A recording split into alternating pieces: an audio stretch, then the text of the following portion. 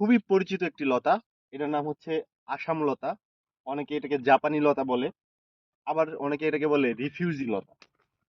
এই গাছটি আমাদের দেশের না, এখন আমাদের দেশে সব জায়গায় পাওয়া যায়।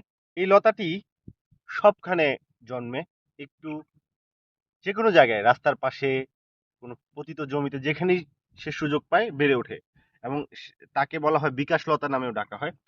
এটি বলা হয়ে থাকে, এটি কোনো ভিত্তি এখনো পাওয়া যায়নি, তবে আমি অনেক জায়গায় পড়েছি, দেখেছি। এটি সম্ভবত দ্বিতীয় বিশ্বযুদ্ধের সময় এদেশে এসেছিল। আহ যুদ্ধের সময়ে সৈনিকদের দ্বারা এসেছিল, এরকম একটি কথা প্রচলিত আছে। এটির কিছু ঔষধি গুণও আছে, আমরা ছোটবেলায় দেখেছি।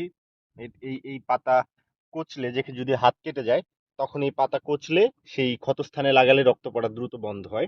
এটি দেখেছি। আর এটির খুবই সুন্দর একটি ফুল ফোটে, আহ অনেকটা হাসনাহানার মতো দেখতে সেই ফুল। এর মৃদু, না বেশ কড়া একটা সুবাস আছে, কাছে গেলে পাওয়া যায়। এবং বিভিন্ন গাছকে, বিভিন্ন গুল্মকে কেন্দ্র করে সে বেড়ে ওঠে, এবং সেই গুল্মকে আর বাড়তে দেয় না।